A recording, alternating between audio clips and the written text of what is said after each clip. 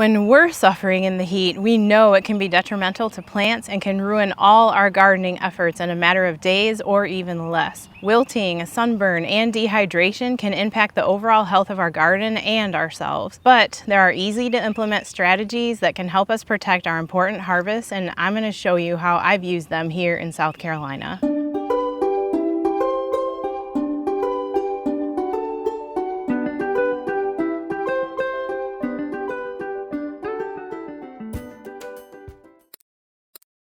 Here in South Carolina, even where we are in the upstate, we normally have hot and humid summers, and sometimes it will get up above 100 degrees with high humidity, and then followed by really dry conditions well into late summer and then into fall. These are definitely more prolonged hot conditions than I experienced while I was living in Michigan, although I know even in northern areas, heat waves are not uncommon. I know some of you have even more difficult conditions all summer long than we do here in South Carolina, so please share in the comments your best ways of protecting your garden. First, let's talk about the plants, but stay tuned until the end of the video because I'll show you some clever ways I've figured out how to be more comfortable out here in the heat too. A really important foundation to help you protect your plants and then have better harvests is with healthy soil. The stronger and healthier your plants are from the very beginning, the better they can tolerate stresses like heat and high humidity, or heat and very low humidity. I've been actually adding wool pellets along with compost every time I plant something in my garden for the past year or so because they help the soil hold on to moisture since they can hold 20 times their weight in water. If you'd like, check out my video about creating your best organic garden soil here. And then speaking of soil, you can protect it so it can support your plants by covering it with mulch. If it's really hot and especially really dry, thicken that mulch up. It helps keep the soil a little cooler by shielding it from the hot sun, and it also helps the soil hold on to moisture by reducing evaporation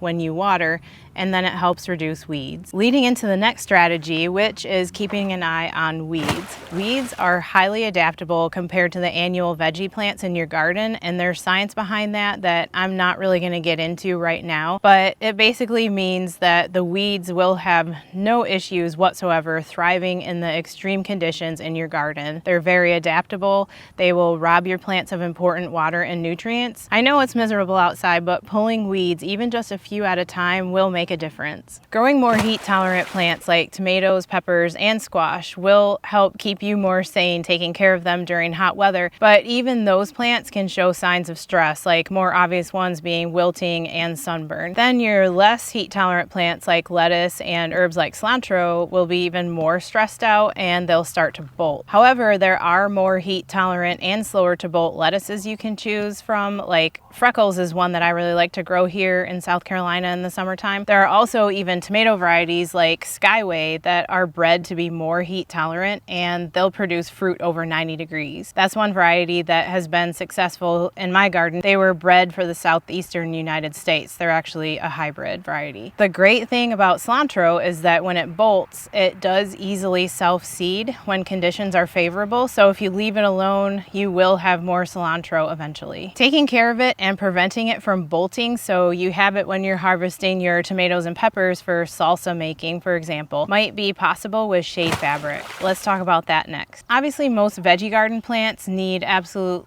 full sun in the summertime, at least 6 to 8 hours of unfiltered sun. In the summer though, the sun's rays hit the earth at a much steeper angle, which increases the amount of solar energy. We can't grow sun-loving plants in the shade though, but we can filter the sun enough to make them more comfortable at least. You can easily install shade fabric and drape it over your plants. I've used PVC pipes and just basically bent them over my raised beds and then just draped shade fabric up and over. And an easy way to attach it is just to use zip ties. Shade fabric comes in different percentages, but about 30 to 60% is a good range. Say you choose a 40% shade fabric, you're actually blocking 40% of the sunlight. The plants are still going to get enough light because the sun is so intense in the summertime. I've actually made my lettuces and herbs like cilantro last a bit longer before bolting by protecting them with shade fabric. With mulch and shade fabric, you may be able to water less, but you may be able to water less often using the deep watering method, and your plants are going to be stronger and healthier despite the heat. Have you ever watered and then felt the soil and it was still bone dry an inch down? I've had that happen quite a bit, and it's because I wasn't watering for long enough. Deep watering is just where you water for around 20 seconds per plant with less water pressure from your hose sprayer,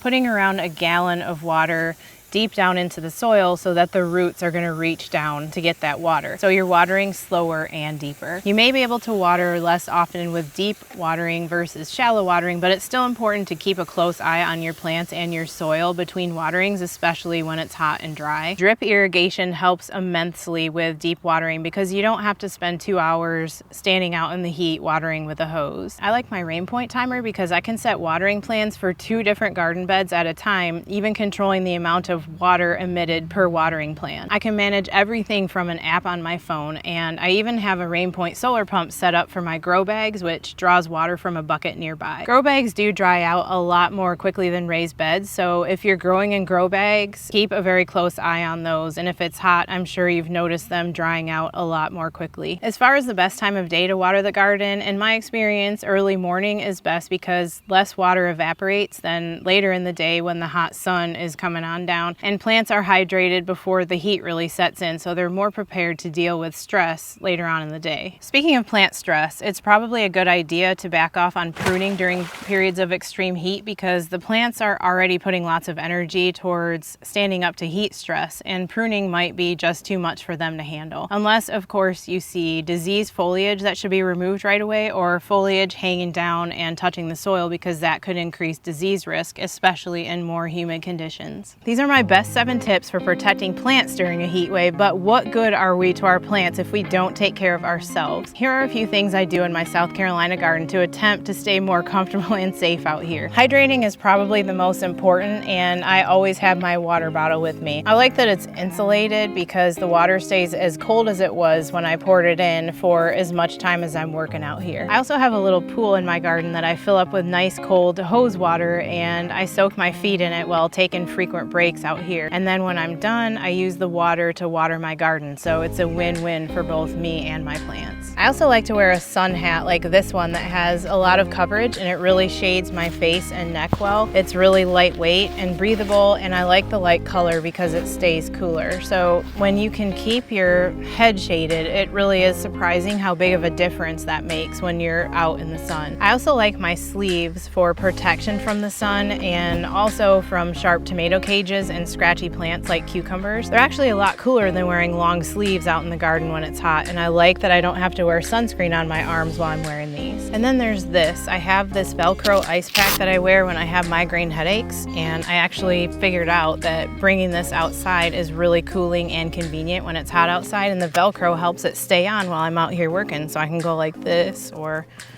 I can put it like this, or I can put it wherever I want to put it to stay cool. And really, who cares what you look like out here when it's really hot, because you're keeping yourself cool. Evening like this is really my favorite time here in South Carolina to do my workout in the garden because it finally starts to cool off when the sun sets. In the morning, there's full sun on everything beginning when it rises, and then it's finally off the garden late in the evening, so I like to come out here during this time. The only drawback is the mosquitoes, of course. Morning is cooler too, but there's the full sun, and then I've seen to have found snakes in the garden during that time a lot, and that's not really my favorite experience out here, so I kind of actually avoid that unless I'm out here watering. I hope the simple techniques we talked about will help you and your plants stay more comfortable during the summer heat we're experiencing, and if you try any of them out, please share your results in the comments. Also, please share your favorite ways to protect your garden and yourself in the extreme heat. Thank you for joining me out here. Stay cool and safe, and I hope you'll join me for my next video in the garden.